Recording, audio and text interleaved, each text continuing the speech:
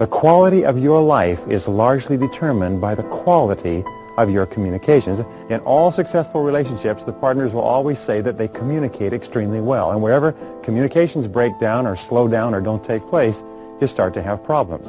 And one of the keys to effectiveness in the world of work is your ability to communicate effectively and well. In fact, even if you work in technical fields like computer programming or engineering, you spend as much as 75% of your time communicating and interacting with other people. So your effectiveness as a person is determined by your effectiveness in getting your message across and in getting the message clearly that the other person is sending. And by the way, there's two forms of communications. The first form is your interpersonal communications, the way you talk to yourself and dialogue with yourself and think and plan to yourself. And the other form of communications is the way you interact with others. And of course, one affects the other. And wonderfully enough, how to communicate is a learned skill. And you can get better and better at it by learning what the best communicators do and practicing it until it becomes a regular part of your repertoire. Number one, there are three elements to any conversation. A, words only account for 7% of the message. When you talk, it's only 7% is the words. That's why they say in speaking, people will forget most of what you say, but they will remember the way you said it. And B is the tone of voice. The mere tone of your voice accounts for fully 38% of your message. And if you're on the phone, it counts for almost 80% of your message, maybe even more. When you want to sound friendly, warm, reassuring, intimate, or caring when you speak, keep your voice in the lower range where the deeper sounds are. The lower to middle tones are also great when you want to reason with the other person or show that you care or that you're being thoughtful. Also, remind yourself to slow down. It's very difficult to be close, friendly, warm, or thoughtful when you're speaking too quickly. Most of us tend to slow down naturally when we're expressing our deeper emotions, except for maybe anger. And when you slow it down, your voice tones actually drop and it becomes lower and more gentle. Powerful people, by the way, deliberately speak more slowly and with lower tones. They slow it down and they pause. And this gives their words power and people pay more attention to them. Women, by the way, are very sensitive to tones of voice and to very tiny changes in tones of voice. How many men have heard this? I know I have. When I said, well, I just said this, she said, it's not what you said. It's your tone of voice. So, tone of voice is important, and that's why we need to give some thought to it, because if we're in a hurry or busy or rushed, sometimes our tone of voice can be clipped or short, and it can be hurtful. C is body language accounts for fully 55% of your communication. And the rule is that people believe the dominant message. What message is dominant? For example, if you say, well, do you love me? Yeah, sure, I love you. Do people believe the words or the dominant message, which is the body language and the tone of voice? But if you say, yes, I love you, then they believe the totality. And that's why the very best message is a message that is synchronized. The words, the tone of voice, and the body are all synchronized to the message. Very important. That's why when somebody talks to you, it's important you turn toward them and face them directly when you talk to them and listen closely to what they say and nod and pay attention. That's very important than saying, yeah, I'm listening, over the back of your shoulder. I was reading a book yesterday about a woman who was very, very unhappy because her husband never gave her any indication that he loved her and supported her because he was always watching television. And you ask the husband, he says, sure, I love her. I think she's the most important person in the world. Well, then why don't you spend time with her? Well, I do. I'm in the house all the time. I come home after work every night. Well, no, that's not how women measure love. So the most important thing in your relationships with your spouse and with your children is FaceTime. There's a great book called His Needs, Her Needs. And they talk about the 10 major needs that men have and the 10 major needs that women have, alternating back and forth. And all women know what man's first need is, so let's talk about hers. And her first need is for attention, affection, and respect. Face to face, eye to eye, heart to heart, knee to knee, attention, affection, and respect. Those are the biggest needs. And if she gets those needs fulfilled, then everything else will be fine. If she does not get those needs fulfilled, she's going to be unhappy.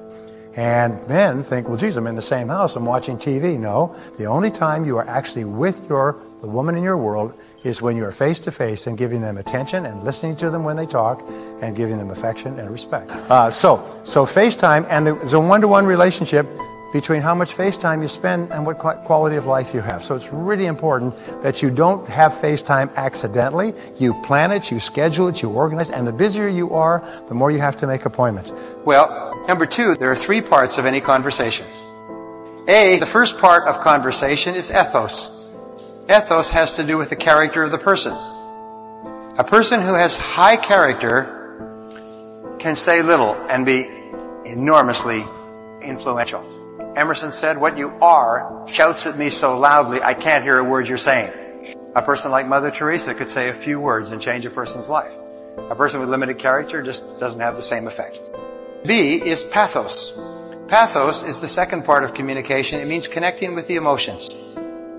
And we connect with the emotions when we tune in and focus in on the person and their problems and their needs.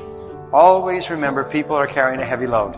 There was a wonderful line I read that said, if every person who complains about their problems could come from all corners of the earth and take and pile their problems in a heap, and if each person could see the size and gravity of the problems of others, they would sneak forward shamefacedly and take their petty problems away and creep into the night. And I think it's an interesting thing when you consider that we have problems, but so many other people have vastly greater problems than us. And when you tune in to other people's problems and concerns, it's amazing how much better your life is. And C is logos, is the factual content of the conversation. And the factual content is often the least important. But until you have established character and connected with the emotions of the other person, the words you say. In selling, what do we say? In selling, you establish rapport, which is the character.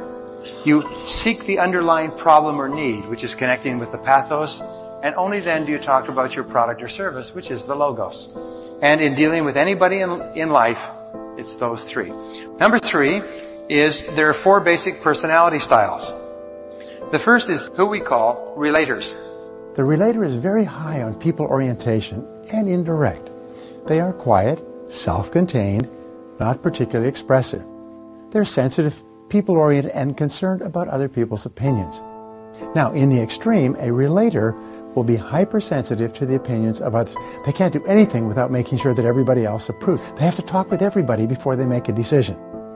If you're communicating, this person requires slow, low-key, easygoing, friendly, almost warm and fuzzy. So if you're dealing with relators, you have to go slow and you have to be patient. You can't be pushy because they like time to make decisions. And they need time to talk to other people. Their greatest concern in life is, let's get along. Let's all be friends. Relators tend to gravitate toward fields where relators are most effective. So you find relators in fields like nursing, social services, teaching, small child development, psychology, personnel, or counselors where they relate to other people. Now the next type of person is the analyzer. Now the analyzer is indirect and self-contained, but very task-oriented. This is the kind of person who's not so much concerned about people, but more concerned about doing the job and are more inward-directed. This type of person at the extreme can be an uncommunicative bureaucrat, very meticulous and picky about every detail. Their primary concern is, let's be accurate. They only feel comfortable when the numbers and the details are correct. The analyzer, who is fastidious and detail-oriented, wants accuracy and just the facts. Now, where do you think they'll gravitate to in terms of work? Well, they'll gravitate toward accounting, computers, engineering, bookkeeping, computer programming, any field where the problems don't talk back. When you're dealing with an analyzer, concentrate on giving them lots of detail because this is what makes them comfortable with a decision. Now, the third type of person is what we call the director. The director, these people are bottom line oriented, impatient. They make quick decisions and they don't need a lot of detail. They're most concerned with let's get results, get to the bottom line, cut to the chase. Now, who do you think would read the most copies of People magazine so far? Well, the relator.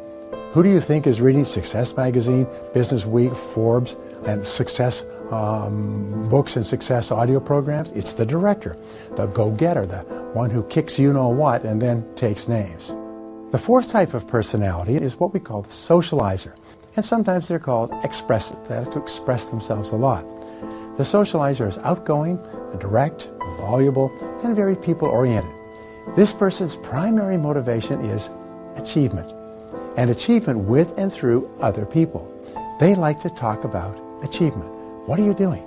How did you do it? How did it work? Let me tell you what I did and how it worked for me. Many times they become managers or executives because they have highly integrated personalities. They're very concerned about results, but they're also concerned about people. They have both a strong focus on people and a very strong focus on achievement and getting things done. Now, everybody you meet is in one of these four quadrants or groups.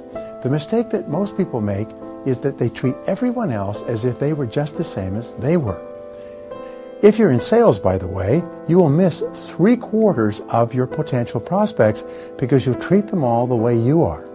However, no matter which style of communicator you are, 3/4 of the people you meet are something else.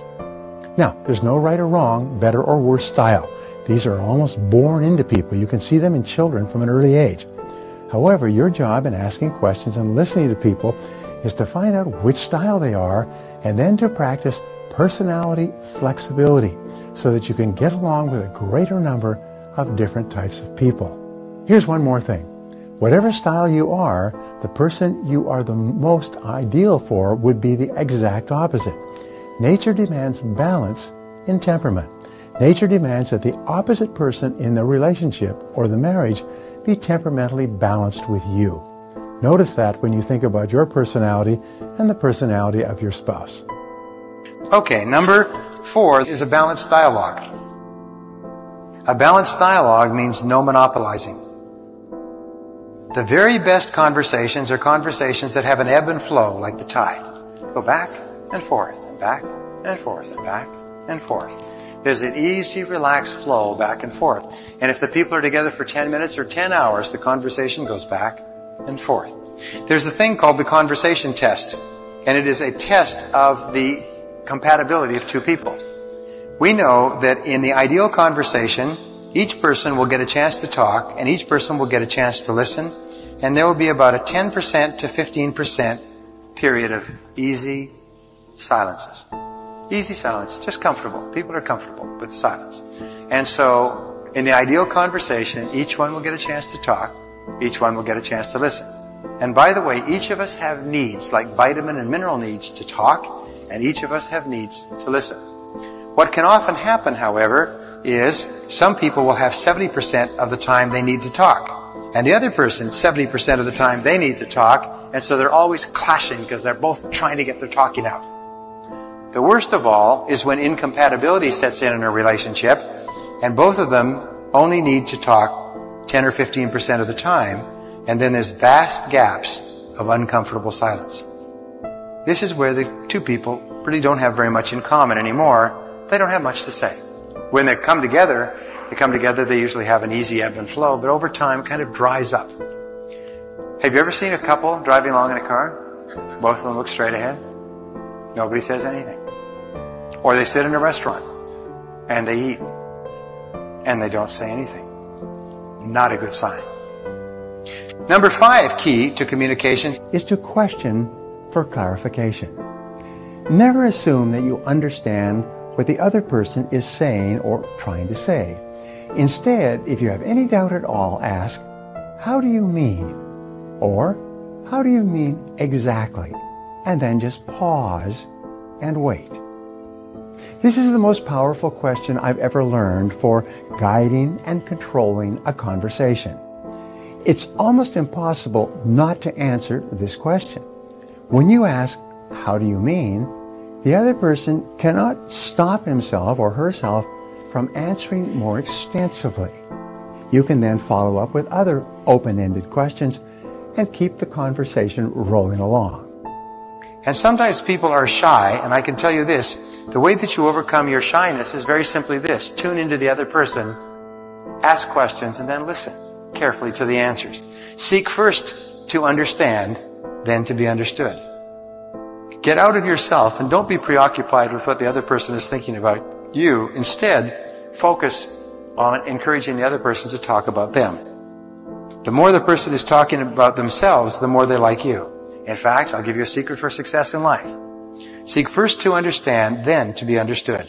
When you go home at night, don't talk about your day at all. Instead, ask her and ask the kids about their days and listen closely.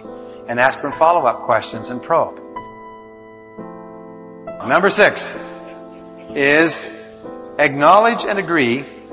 Good conversationalists are yes, yeah, oh, that's it, that's really, look at that, good.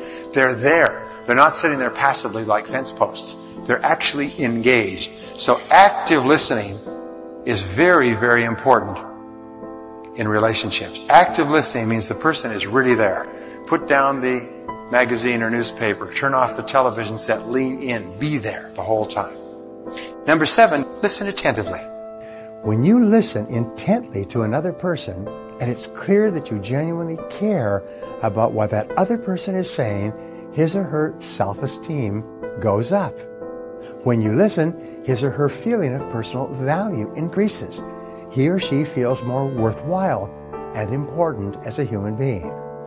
You can actually make another person feel terrific about himself or herself by listening in a warm, genuine, caring way to everything he or she has to say.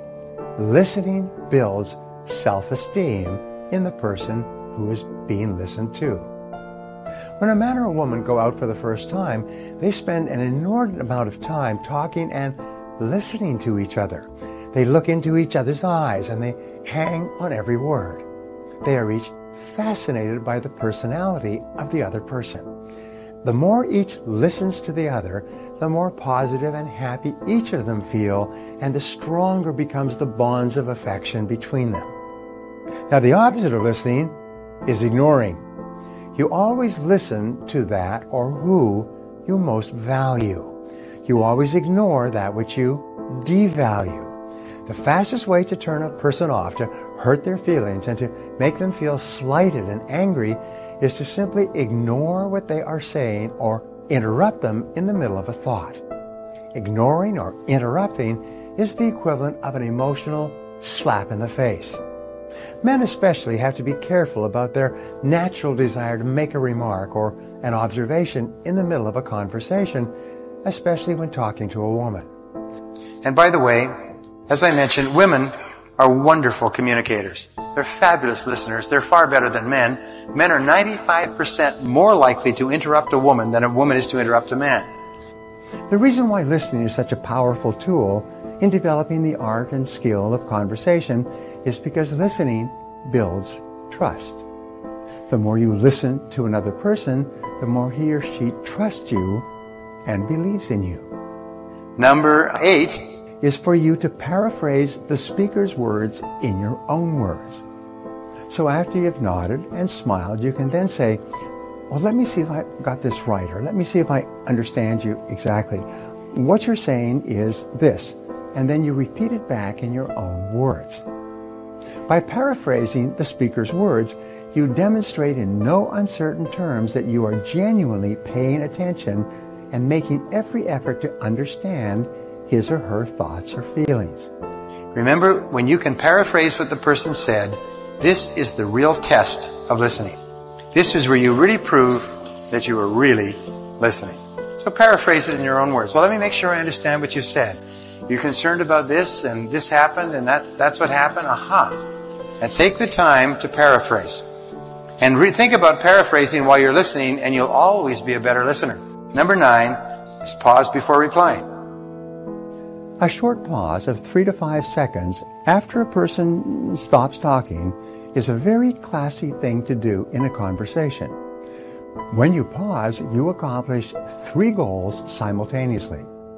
First, you avoid running the risk of interrupting if the other person is just catching his or her breath before continuing. The second benefit is that you show the other person that you are giving careful consideration to his or her words by not jumping in with your own comments at the earliest opportunity. The third benefit of pausing in conversation is that you will actually hear the other person better. His or her words will soak into a deeper level of your mind, and you will understand what he or she is really saying with greater clarity. By pausing, you mark yourself as a brilliant conversationalist.